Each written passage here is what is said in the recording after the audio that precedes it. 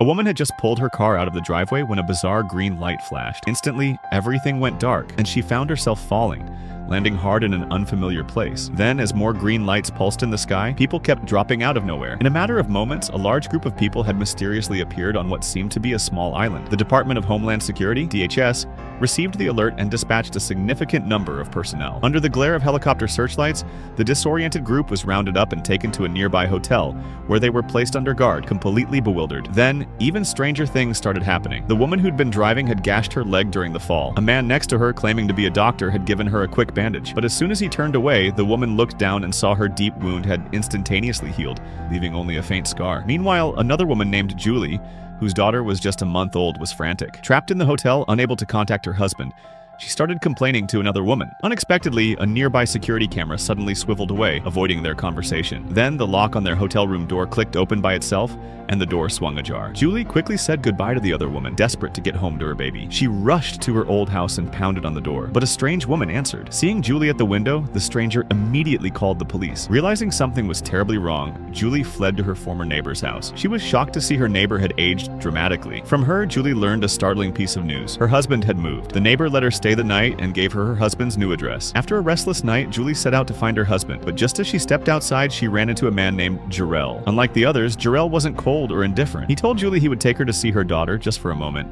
but then she had to come back with him. Julie agreed. She arrived at her husband's new home. A young girl opened the door. Julie tentatively called out her daughter's name, and to her astonishment, the girl responded. Julie couldn't believe it. 16 years had actually passed in the outside world. Her baby was now a teenager. Just then, Julie's husband, Tom, heard the commotion and came to the door. He quickly ushered their daughter back inside, then turned on Julie, furious. He couldn't understand why, after disappearing for so many years, she would suddenly show up now. At that moment, DHS agents, along with other operatives, arrived. Julie knew her time was short. As she desperately tried to explain to Tom what had happened, the front door opened again. Another woman stepped out, remarking that Julie hadn't aged a day in 16 years. Julie was floored. Her husband had remarried. Tom defensively said it wasn't his fault. He thought Julie was never coming back. The agents closed in on Julie. She didn't resist and was taken back into custody. DHS questioned her about how she'd opened the locked hotel room door. Julie insisted she didn't know. She'd just been talking to the other woman, and the door opened on its own. So they brought in the other woman for questioning. But this woman, not wanting to reveal her newfound abilities, also claimed she had no idea how it happened. The DHS agents were divided. One thought the woman was lying.